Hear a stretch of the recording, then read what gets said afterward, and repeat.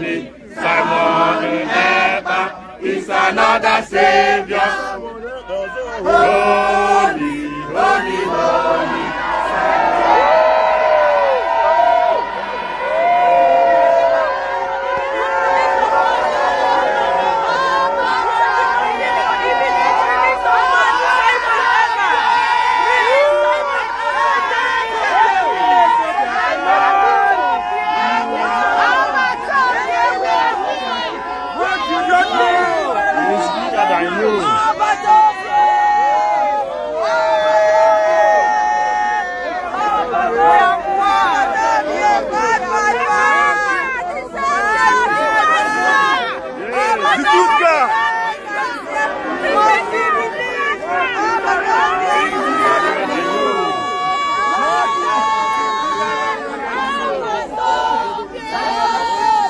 Message somebody is dropping about our PM.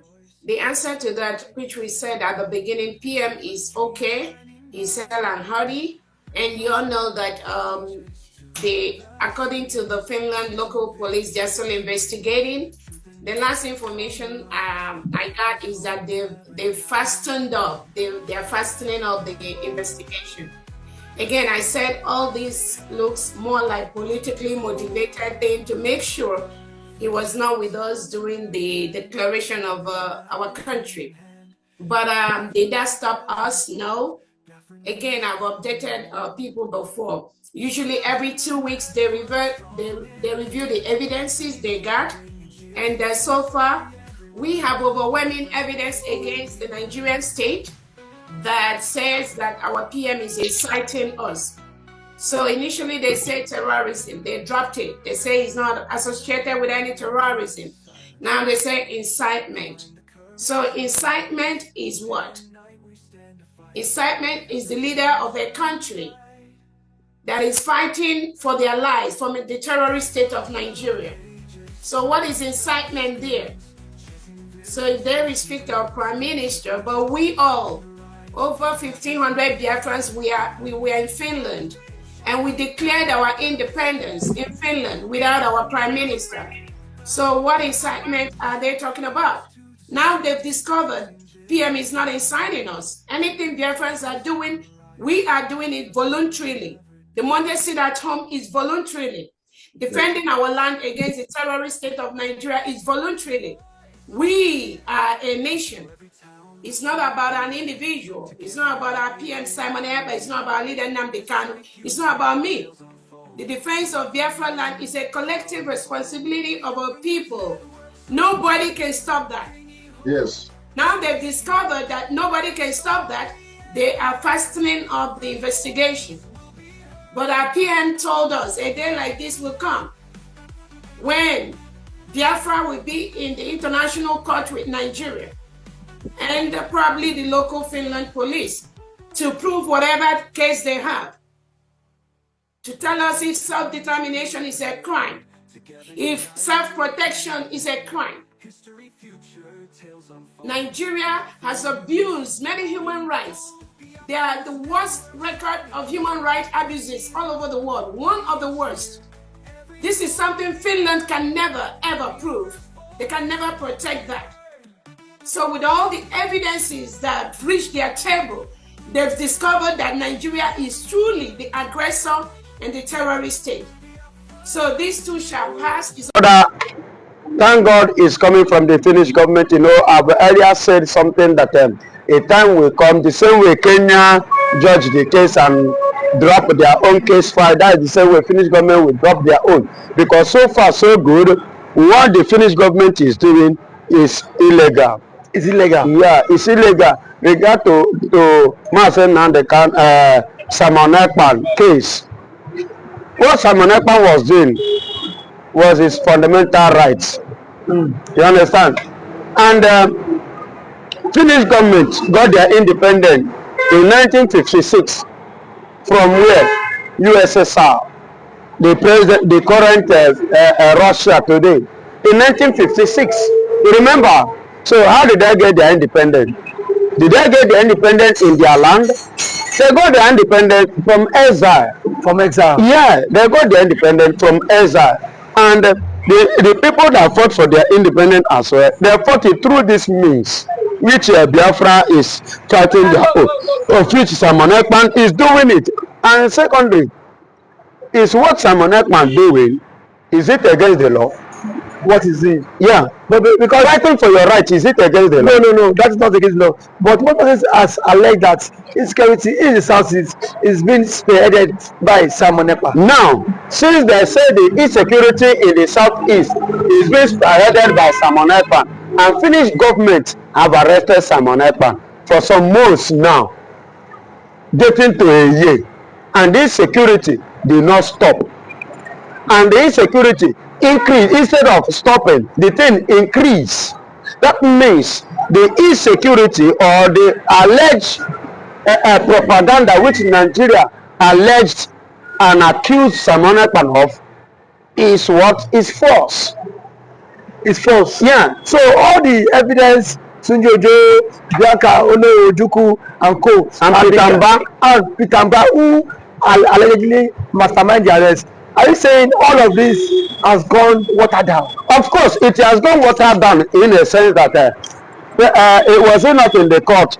If you can remember, when they were in the court judging this case, even before Simon Ekpa freedom to now, are you getting it? So they were judging Simon Ekpa regarding to this insecurity of a thing. Then the IPOB, the Biafrans in Finland, with the respect of Ngozi Orabeze, the COS, they now forwarded this thing to the courtroom before the judge that they should watch this. The recent happening in Benue State in Nigeria, that the killing and roasted children and mother and parent issue. And the question was that, hello, watch this. Was this Simon Ekpa?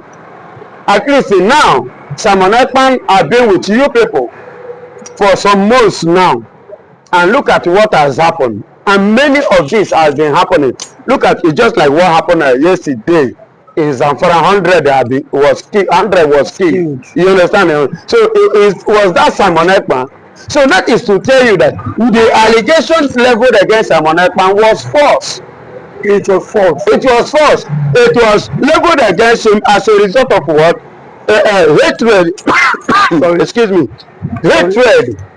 As a result of tribal and ethnic hatred, intimidation, part of what we are talking about, humiliation. You understand? They want to humiliate him. They want to tarnish his image. They want to tarnish his fundamental rights. That was what they tried to do. You understand? So all these things was played that makes the judge to now have a kind of thinking twice, because initially they never wanted to give him a kind of fair justice. A fair trial. They never want to give him that fair trial in a sense of giving him a condition of of bearing terms. It was after that. They now decided it was after this video, you understand, in the court that day, that made them now decided to give him a bail time, which Nigeria now instigate them to give him a condition of dropping his agitation, which currently, as we speak now, he refused. It was so. Now that no evidence found. Now what do you think would happen now at PJ Magistrate Court? Do you think now it is high time Simon Ekpa being let go, because no evidence found clearly means he is not guilty of all the charges? He was innocent of the accusation. So now he's now waiting to perfect his bail condition. Now what do you perceive of Simon Ekpa's return, sir? Yeah, what I perceive in this case so far so good is this, that it is very, very good, and I love it so far so good the way it's going, so that by tomorrow when Simon Ekpa will now arise, there shall be no evidence again, or there shall be nothing when Nigeria will come up again that will make that will pick in the interest of any country in the world again.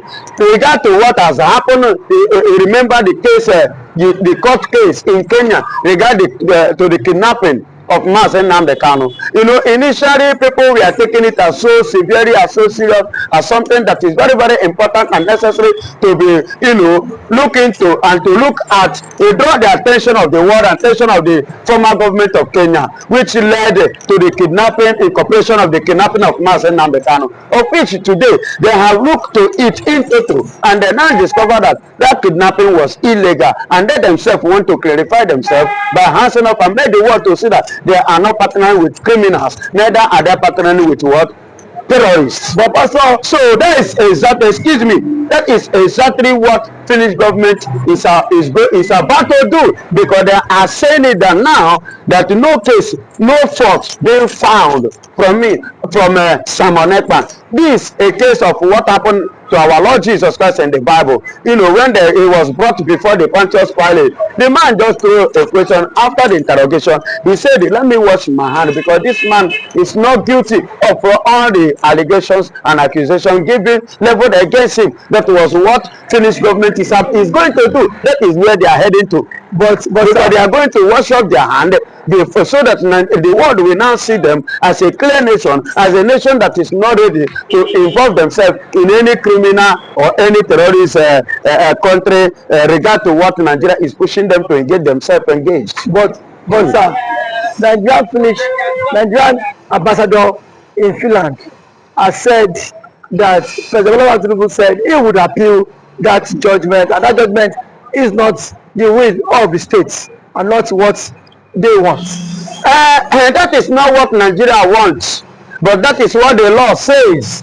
And let me tell you, if that's not what the law says. Yeah, that is what the law says, but that is not what Nigeria wants. So you want to follow the law. What Nigeria wants is that Simon Ekpa should be nailed to the cross, because he's an Igbo man, because he's fighting for his people, he's fighting for his rights. That is what the Nigeria doesn't want to hear. Listen to me, and let me tell you again. The law stated clearly that that was his right. Are you hearing me? The law stated clear that that was his right. So, and that was what he stands for. So, so far so good. At the end of the day, if Nigeria said they want to appeal to it, it's good for them to appeal to it in ICC. You cannot go to Finnish government and begin to, because this is not, they are not fighting Nigeria, there is no fight between Nigeria and the Finnish government. Yes. Are you getting it? This case is now a case of a citizen or citizen of Finnish government versus Finnish government regarding to the action of their citizen being accused of something. So, and Finnish government is handling the case regard to their own constitution. I don't know whether you get it now. It is their constitutional standard that they are using to this matter, to handle this case, because Simon Ekpa is their citizen. So if Nigeria should appeal it, I will like them to appeal it in international court, ICC. So sir, what happened to the power plant project that was given to the Finnish government in Ikoyi to make sure Simon Ekpa remains in jail? The power plant that they give to Ikoyi, to Finnish government to make Simon Ekpa to, you remember the statement I made, was it yesterday or day before, in this platform, which I stated it clearly that Alexandra Stuff would not and may not like the freedom, just as Nigeria have already superhed the freedom of Simon Ekpa. That is his own choice. But he will not go against what the constitution have already said before him assumed to the office. Okay, except him want to, because of Simon Ekpa, amend the law, of which only him cannot make the law in their land. Okay. So some persons need to be consulted, and those ones must go according to the law. And if the amendment of the law is because of Simon Ekpa, that means the government, the current government, should prepare for their collapses. Okay. The presiding judge began the court session by harshly condemning the prosecuting lawyer for presenting a false witness in the previous session, emphasizing the importance of truth in the justice system. The prosecuting lawyer accepted full responsibility, apologized, and promised to revise his vetting procedures for witnesses moving forward. Despite the previous misstep, the prosecutor sought to introduce a new key witness, a Nigerian police officer, claiming he had crucial information against the defendant, Simon Ekpa. Simon Ekpa, a trained lawyer himself, asked to cross-examine the witness before any formal testimony, arguing the need to verify the authenticity of the witness due to prior issues with credibility. During cross-examination, Simon Ekpa exposed inconsistencies in the witness identification, an outdated ID card, lack of a current warrant card, and failure to meet standard police identification procedures. Seizing on the doubts raised, Simon Ekpa's lawyer accused the prosecution of repeatedly failing to properly vet witnesses and requested the judge suspend any further witness presentations by the prosecution. The judge demanded clarification on the verification process used for the witness and warned the prosecuting team that future lapses in witness credibility would result in suspension from the case. The prosecutor claimed he had relied on Nigerian authorities for witness selection and promised more rigorous checks moving forward, trying to shift some blame to Nigerian officials.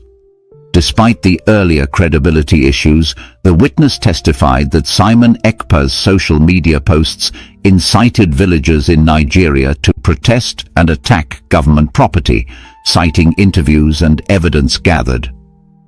Despite the witness testimony, the major damage to his credibility and the prosecution's repeated errors led to visible relief and joy on Simon Ekpa's side, indicating strong courtroom momentum in his favor. In court, Simon Ekpa's lawyer exposed flaws in the testimony of a police officer, revealing that the officer was not a social media expert, lacked direct evidence of incitement, had no recordings of key witness interviews, and admitted that villagers might have acted on pre-existing grievances rather than Simon Ekpa's social media post. The police officer acknowledged that Simon Ekpa was not present at the scene, did not directly instruct violence, and that merely sharing and discussing posts isn't criminal. The officer could not prove coordination or incitement beyond speculative interpretation.